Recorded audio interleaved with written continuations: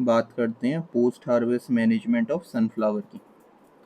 सूरजमुखी का हार्वेस्टिंग के बाद में किस तरीके से आप मैनेजमेंट करोगे, यानी कि पोस्ट हार्वेस्ट मैनेजमेंट सनफ्लावर का किस तरीके से होगा, हार्वेस्टिंग किस तरीके से होगी, मैच्योरिटी का आइडेंटिफिकेशन कैसे होगा, ऑयल एक्सट्रैक्शन कैसे होगा, इन सब चीज़ों के बारे में बात करते हैं। तो सबसे पहले बात आती है हार्वेस्टिंग एंड हेड ड्राइंग की। देखो, सनफ्लावर पूरे तरीके से मैच्योर हो गया है, इसके हार्वेस्टिंग इंडाइसेस क्या क्या होते हैं। सबसे पहले तो ये कि पौधे का जो पीछे वाला भाग है, हेड का थैलेमस जो है, वो लेमन येलो से लेकर के लाइट ब्राउन कलर का हो जाएगा। और जो पत्तियां हैं सारी की सारी, स्पेशली पेटल्स, जो पेटल्स हैं वो जो है सूख के नीचे गिर जाएंगी। हार्वेस्टिंग के टाइम पे जो सीड में मॉइस्चर परसेंटेज होता है वो 20 से 25% होता है, ध्यान रखना। एक बार आपने इसकी हार्वेस्टिंग कर ली, यानी कि फूल काट के निकाल लिया, तो उसके बाद इसे 2 से 3 दिन के लिए सुखाया जाता है किसी शेडेड एरिया में। करते ये हैं कि साफ ज़मीन पर सारे के सारे फूलों को बिछा दो। जो बीज वाला पोर्शन है वो ऊपर की तरफ रहेगा और थैलेमस वाला पार्ट नीचे रखना, जो पीछे का भाग है। डायरेक्ट सनलाइट में इसको सुखाना नहीं है, क्योंकि उससे ऑयल कंटेंट इफेक्ट हो सकता है। इसके बाद में जो है थ्रेशिंग करी जाती है। थ्रेशिंग का क्या मतलब है, जो फ्लावर है उससे सीड को अलग करेंगे। इसके लिए सनफ्लावर थ्रेशर का भी इस्तेमाल करते हैं। अच्छे तरीके से ड्राई करने के बाद ही आपको थ्रेशिंग करनी है। इसके अलावा थ्रेशिंग जो है आप मैनुअली भी कर सकते हो। जनरली करते क्या है, जो हेड है सनफ्लावर का, यानी कि जो फूल है, उसे डंडे से पीट पीट के उसमें से सारे के सारे सीड निकाले जाते हैं। या फिर आप दो फूलों को आपस में रब करके भी बीज निकाल सकते हो। बस ध्यान ये रखना है कि जो बीज का ऊपर का हल है, यानी कि जो छिलका है, वो ब्रेक नहीं होना चाहिए, क्योंकि इससे अंदर जो गिरी है, यानी कि जो कर्नल है, वो एयर के एक्सपोजर में आ जाएगा, तो फिर वो ख़राब हो सकता है, उसकी क्वालिटी ख़राब हो सकती है। एक बार आपने सीड्स को निकाल लिया और फूलों को पहले आपने सुखा लिया, तो उसके बाद में आपने सीड्स को निकाल लिया। अब इन बीजों को अलग सुखाया जाएगा, यानी कि फाइनल सीड ड्राइंग। थ्रेशिंग के बाद में जो सीड है उसमें 12 से 15% मॉइस्चर है।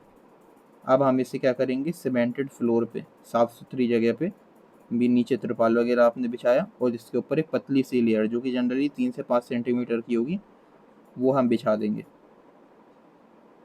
3 से 5 सेंटीमीटर मोटी लेयर हम रखेंगे सीड्स की, और पूरा फैला दिया हमने उस तिरपाल के ऊपर, और ये सूखेगा। कब तक सुखाना है, जब तक मॉइस्चर परसेंटेज 8% के आसपास ना आ जाए।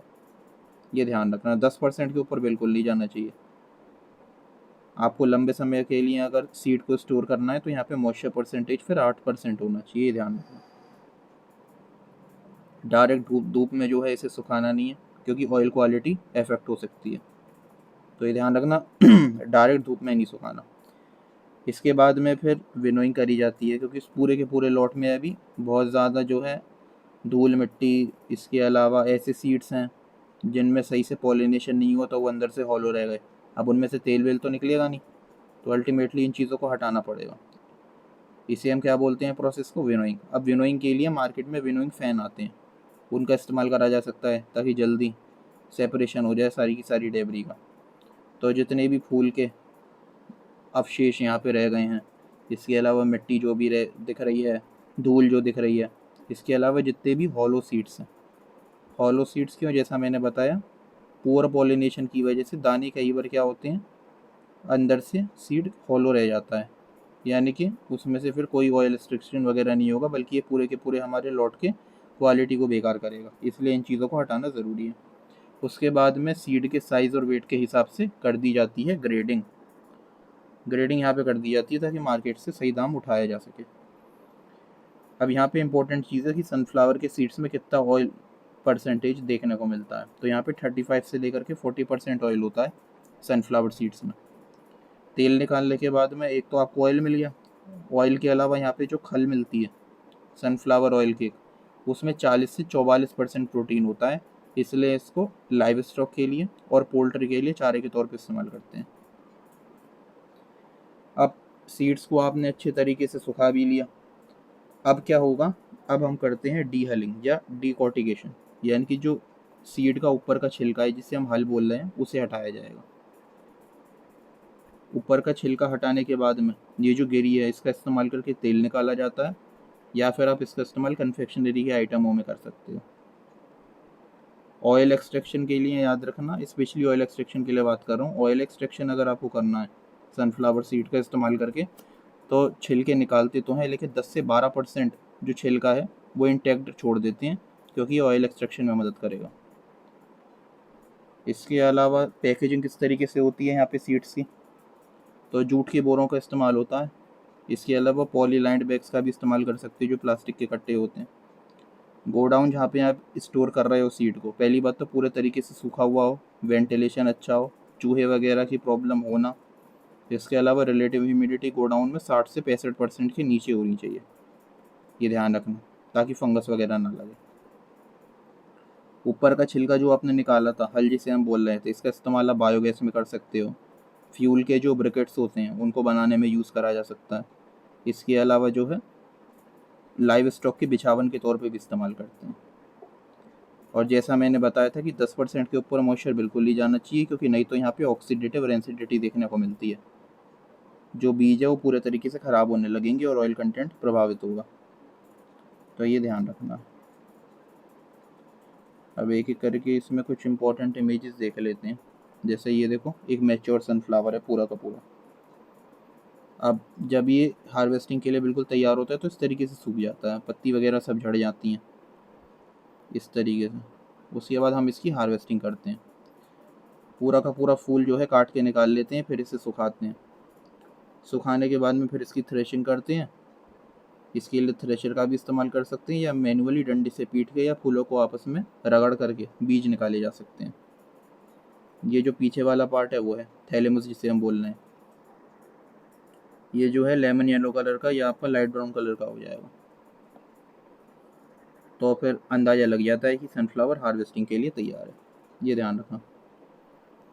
इसके अलावा आगे बात करें तो ये देखो मशीनें हैं यहाँ पे थ्रेशिंग के लिए।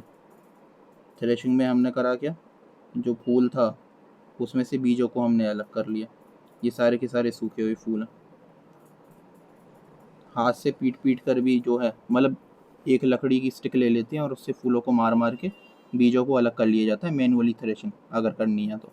बस इसमें ये ध्यान रखना है कि बीज टूटना नहीं चाहिए, यानी कि ऊपर की कवरिंग ना टूटे, नहीं तो गिरी जो है वो बेकार हो सकती है, क्योंकि वो फिर एयर के कॉन्टेक्ट में आ जाएगी ना। उसके बाद में बीजों को सुखाया जाता है। साफ सी जगह पर इसकी एक पतली सी लेयर फैला देंगे और इसे सुखाएंगे।